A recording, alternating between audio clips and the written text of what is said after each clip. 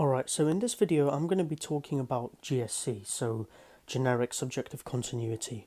What is it? What are the implications of it? And I'm also going to be explaining how this relates to antinatalism and how it's, in my opinion, the main Achilles heel of antinatalism, primarily Benatarian universal antinatalism. Now, I've mentioned the idea of GSC before and how it is the main challenge to antinatalism, definitely as an absolute truth, right? I have described myself as a practical but not a theoretical antinatalist due to this phenomena, and I will describe and explain fully what GSC is in this video and how it relates to antinatalism, as I said before. Now, GSC is essentially secular reincarnation. It is the basis of Buddhism's view of reincarnation. And Buddhism is more of a philosophy than a religion, and unlike other religions, Buddhism doesn't claim to know anything for certain. For instance, if a god exists, if there's an afterlife, for instance, a heaven or something like that, or other similar beliefs. I'm going to get onto this later, but keep this in mind as I talk about GSC in this video. Now, the main premise of GSC is that non-existence isn't able to be experienced, and therefore experience is all that can be experienced, right? And this is the basis of GSC. If you want to go for like the root of GSC, what GSC is all about in one sentence, if you want to sum it up in one sentence, that's basically that's what you're looking for. And the reason for this is because there is no time and space within non-existence, right? And therefore it cannot be a shield from experience or existence, which is the main premise behind or of Benatarian antinatalism, right? So if you don't have the child, it can, it can't suffer, it can't be harmed. GSC challenges this. So basically, in other words, what Benatarian antinatalism is universal antinatalism, right? And I've called it the Achilles heel of antinatalism before, as I said, and antinatalists that have examined the main arguments against antinatalism have seen this as the main challenge to the philosophy. Now, what this means for antinatalism is that it can't be an absolute truth. And I'm going to touch on all of that as I go on to this video, but just keep that in mind, right? Antinatalists try and represent this as the ultimate universal solution, a lot of them anyway, and I used to agree with them, and to an extent I still do, but now I definitely have my doubts because of this theory. Now, the premise that experience is all that can be experienced, right, is enough to disprove most people's fear of death as a plunge into nothingness or non-existence. However, this introduces a new terrifying existential fear that is, in my opinion, much more terrifying. And that is of not knowing what condition we, in quotation marks, will end up in after our deaths, after the death of we as we know we, or I as I know I, right? Because every individual dies, right? So, for instance, as in what sentient or conscious experience will or might we end up, or I end up experiencing after I die as an individual, right? And I want to get onto this. I want to get onto why I'm putting these things in quotation marks, and the reason for that is because the ego and death are illusions according to Buddhist philosophy and according to GSC, right? And as I said, that's the main source of secular reincarnation, which Buddhism believes in, right? The reason why the ego and death are seen as illusions is because who we view ourselves as being, in other words, as I said, we as we know we, the ego, the individual, the self, right, disintegrates after our individual deaths, and it isn't the basis of our true identity. Consciousness, or experience rather, itself is, and it's not subjective, it's objective. It's all that can be experienced, as I said before, and it's the foundation of reality itself, right? Of everything that we know, of everything that is, rather. That's the basis of Eastern religions such as Buddhism and Hinduism, and also of like the New Age religions. You'll hear people saying things like, "Oh, we are one with the universe. You are reality. This is the source of pantheism. It's not that everything's a god and all this kind of stuff. No, it's this basis that you are consciousness, you are experience itself."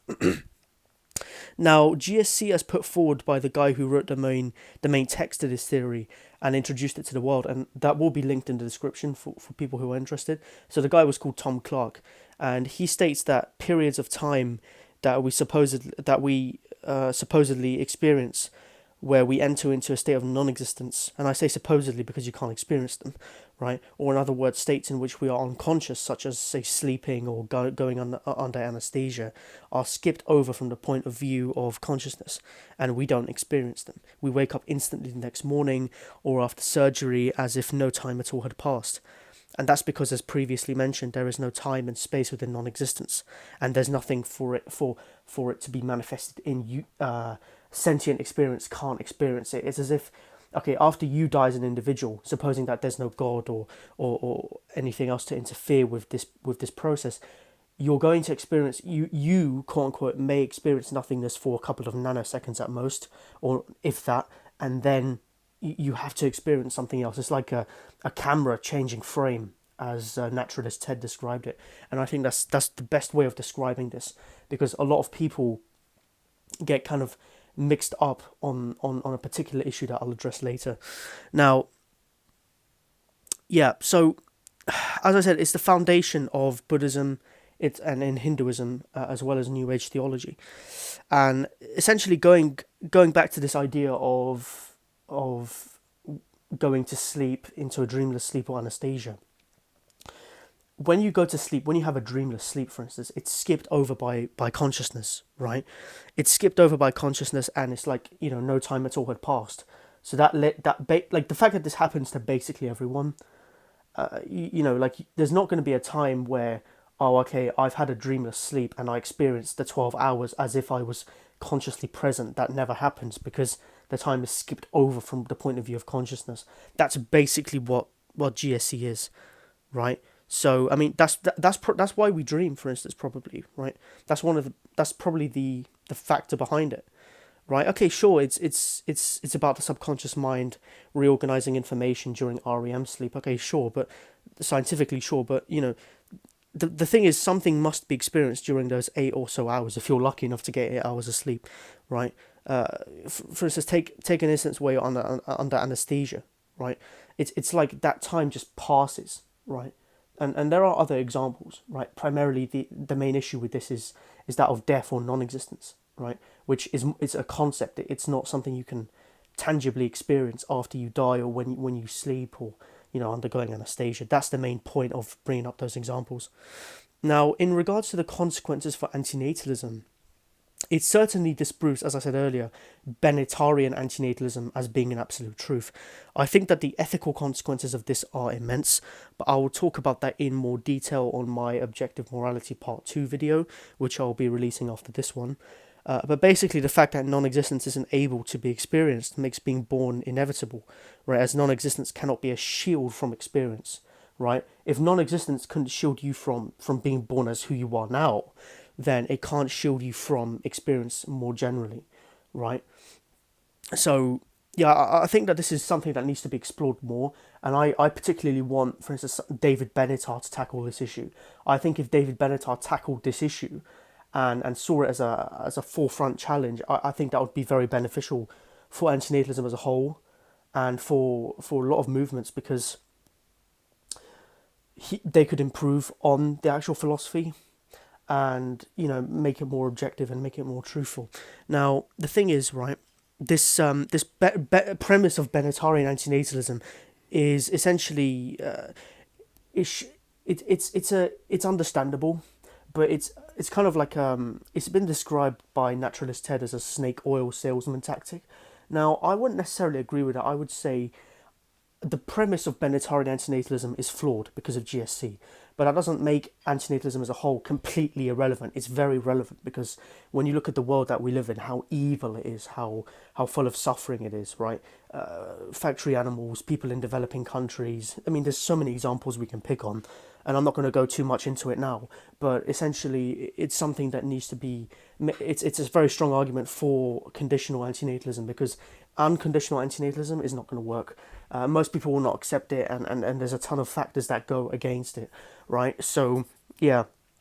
Now, essentially, as I said, being born is inevitable, and therefore discriminating against others because of the way that they are born biologically, among other factors, is absurd, as nobody had any choice on how they were born or on what circumstances they entered into. You could be reborn as, or rather say, experience a sentient experience of any kind of creature after you die. That's the true terror of GSC, and I hope that GSC isn't true. But from all my observations, it is. People that have studied these things, philosophers that have studied these things, and other individuals who have objectively studied this without any misconceptions have identified it as being true. And that's the true horror of GSC, and that's the main reason why I'm a vegetarian, as we treat sentient creatures in truly despicable ways in factory farms, and to me this is completely unacceptable. Now, I think that the main challenge that people have with GSC, and I'm gonna kind of touch on it here, is the issue of, oh, if it's not me after I die, why should I care, right? Why is, that's not me? But then again, as we said, the ego is an illusion, right? You as you know you, right? You as you know you are sentience, you are consciousness, right? And non-existence cannot be experienced. That's the premise of this. So GSC is in a way a negative view of the afterlife, not a positive view such as heaven, because there you as an individual exist there, you as the ego exist there, but not it as, like, GSC is just that, oh, non-existence can't be experienced, right? So you have to experience something after you die, and as a sentient being, you have to experience it. Okay, it won't be you as you know you, but then again, to that being, like, something has to be experienced. Basically, it doesn't matter if it's you or not. You, quote unquote, are still going to experience suffering, and it's a complicated topic, right? But maybe I might do a part two to this. If I need to make a part two, I'll make a part two. But yeah, I'm gonna leave it here. If you liked it, leave a like and a subscribe. And yeah, thanks for watching.